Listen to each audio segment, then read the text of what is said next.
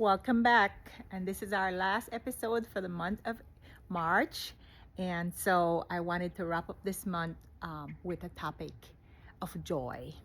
So, in the last couple of weeks, we talked about managing stress, we talked about resilience, and I figured we needed some pointers here, or at least what works for me in terms of bringing joy in. So, you notice my channel's name is Delighted, and there's a reason for that. That word was given to me many years ago. I think I was probably a teenager, and literally off my name, and I've held on to it for years and made it a team of my being, my presence here on this earth. And so it's not taken lightly. That's why this channel says Delighted. And so I wanted to talk to you to wrap up this month and this little series about joy, about delight, about my word of the year, enthusiasm, bringing some of that into your life, no matter where you are and what's going on with you. So there are 3 G's that I use to help. Kind of streamline that word for how things are. You see, as human beings, and there's a lot of science to this, joy is cultivated. Um, it's like a muscle. You kind of have to build it. So is delight, so is enthusiasm, so is vibrancy, all the good things, the good feelings that we like. Those things we have to cultivate. They are not natural to us. But we my first word about this is grounding. And so realize that our joy, our happiness is more temporary. Joy and delight, those are permanent conditions. They're conditions that you can bring up at any moment. Not to say that you're not gonna feel stress, not to say that you're not gonna feel worry, anxiety, but they are not a permanent part of who you are. So here's what I do. The first word is grounding. Realize that we have 2 places as human beings where we cultivate joy. One is in our thoughts. Now thoughts, there's some philosopher, I think it was Nietzsche, who says, I think, therefore I am. Truly, our thoughts are not all of who we are, but it's a big part of who we are, right? And we have control over those things. We have control over our thoughts. And so one place in which we need to start cultivating joy is our thoughts. And so control those thoughts. Now, the other place in which we cultivate joy is feelings, a feeling, all our senses, what we see, what we touch, those are part of who we are too, or who I am.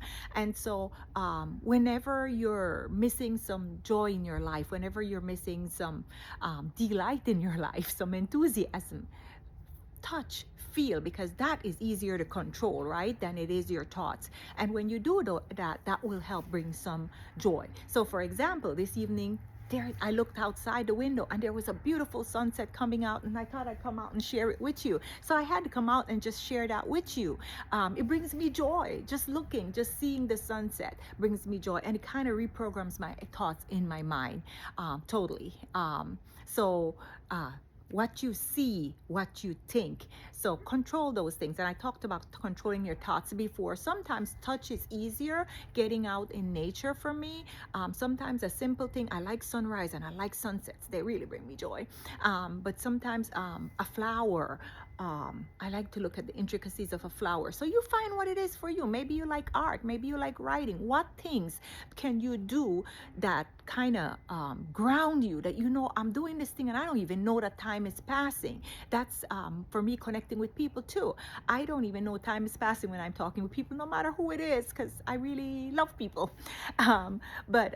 So find what that is for you, and then ground in that way. My other thing, gratitude. Be grateful. You wake up in the morning and you open your eyes. I don't care where you are. I don't care what kind of day you think is going to greet you, because we never know what kind of day is going to greet us. We plan for the day, but we never know what's going to happen. Bring thoughts of good things happening in a day for you, but at the same time, be grateful, first of all, that you opened your eyes. Then find other things to be grateful for. Even in hard conditions, find other things to be grateful for. So that's number 2. And then number 3, give.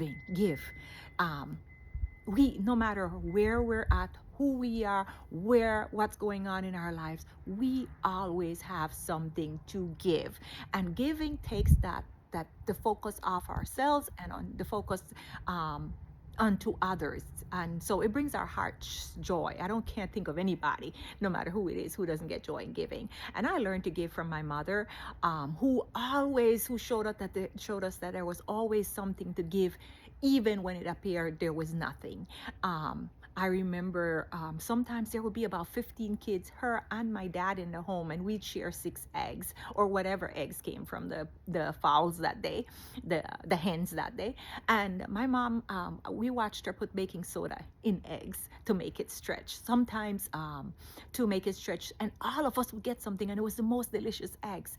But she always found something to give to everybody who came into her space, even when we didn't have much and there was a lot of us to take care of. So I learned to give from her. So those are my 3 G's for cultivating joy and bringing joy into your life: grounding, gratitude, and giving. And so when you wake up in the morning and you express gratitude to, in addition, I want to advise you, connect with a higher power. I'm a Christian, and so for me it is God, Jehovah, whatever you want to call him. That's where I connect. But fine, we all know that we are not the be all end all here, no matter what religion you are, or no religion at all. Connect to a higher power. Say great, be grateful that you opened your eyes that day.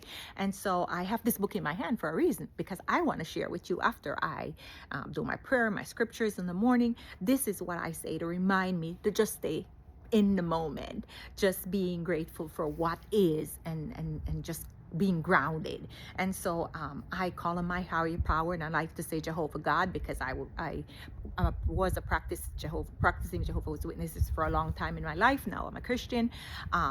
So I say, Jehovah God, give me grace for this day, not for a lifetime, not for next week, not for tomorrow, just for this day. Direct my thoughts and bless them. Direct my work and bless it. Direct the things I say and give them blessings too. Direct and bless everything that I think and I speak and I do, so that for this one day, Lord, just this day, I have the gift of grace that comes from your presence. And so that's what I say. Make up your version. I made this at the end of the year, and I tweak it every year. It was different last year, but it always grounds me just to this day, and to being grateful for this day and not going far ahead. So trying to make these videos shorter. I hope you got something out of that. Ground, gratitude, and give.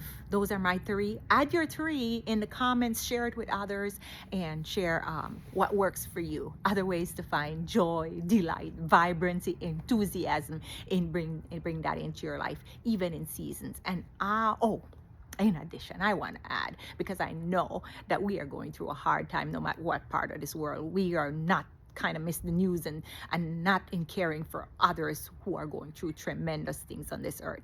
It is just my belief, and it's my feeling, that if more of us could bring joy, more of us could bring gratitude, more of us could ground and bring some goodness into this world, we could spread it to other places and send that energy all over the world, and to the leaders all over, that they make decisions that lift us up as human beings. All right. Well, thank you for joining me again this week. Last week I forgot to show you my little product, but it's here this week. I have it in my pocket. So here it is.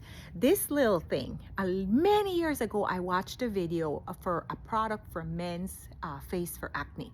And whoever that person was had some version of this on there. And they talked about, a dermatologist talked about how this little thing worked. It's a little like rubber scrubber, worked because it helps to lift up the bacteria from your face at the end of the day. So I used to wash my face like all of you and just use my fingers, right? Now, I started using it. It's been a few years, but this is a little Dollar Tree thing. I don't know what it's meant to be. It is a scrubber, but use this. So I use this every evening to scrub my face when I apply my cleanser, and it truly does help with acne. And I used to get facials monthly. I don't anymore, and I haven't for years. Now that I'm older and menopause and the hair is growing in places I don't want it, I get a a wax on my face every 3 months. So there's another tip for you, perimenopausal, menopausal women, because I'm sure most of us are enduring that and dealing with it. But this helps to replace that. So it's in the Dollar Tree or wherever. It is so cheap and it works. If you're struggling with acne, you do it. Use it with your cleanser. And so that's it for me this week. Thank you for joining me. Have a great week. Have a blessed week. Have a week filled with joy, with delight, with enthusiasm, and with vibrancy.